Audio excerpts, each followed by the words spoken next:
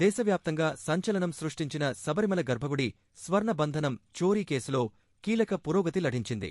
గర్భగుడి తలుపులను మార్చలేదని, వాటిపై ఉన్న రాగరేకుల మీద నుంచి బంగారు పొరను మాత్రమే నేర్పుగా దోచుకున్నారని శాస్త్రవేత్తల పరిశోధనలో తేలింది.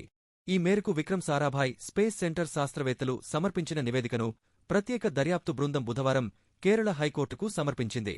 ప్రస్తుతం గర్భగుడికి ఉన్నవి అసలైన రాగరేకులేనని, వాటిని మార్చలేదని విఎస్ఎస్సి శాస్త్రవేత్తలు తమ నివేదికలో స్పష్టం చేశారు. తలుపుల చెక్క ఫ్రేమ్వర్క్ కూడా పాతదేనని నిర్ధారించారు. దొంగలించబడింది ఘనమైన బంగారం కాదని, రాగరేకులపై ఉన్న బంగారు పొర మాత్రమేనని తేల్చారు.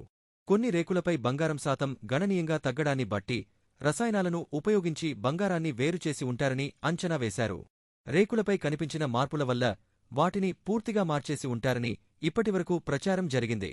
అయితే బంగారం వెలికితీతకు ఉపయోగించే పాదరసం వంటి రసాయనాల ప్రయోగం వల్లే వాటి ఉపరితలంలో మార్పులు వచ్చాయని, భౌతికంగా వాటిని మార్చలేదని శాస్త్రవేత్తలు వివరించారు.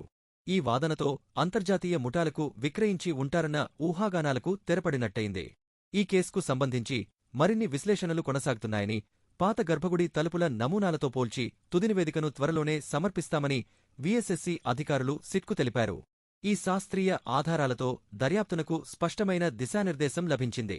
గర్భగుడి నిర్మాణాలను మార్చకుండా కేవలం రసాయన ప్రక్రియ ద్వారా బంగారాన్ని ఎలా దొంగలించారు, ఈ నేరం వెనుక ఉన్నదెవరు అనే కోణంలో ఇప్పుడు విచారణ జరగనుంది.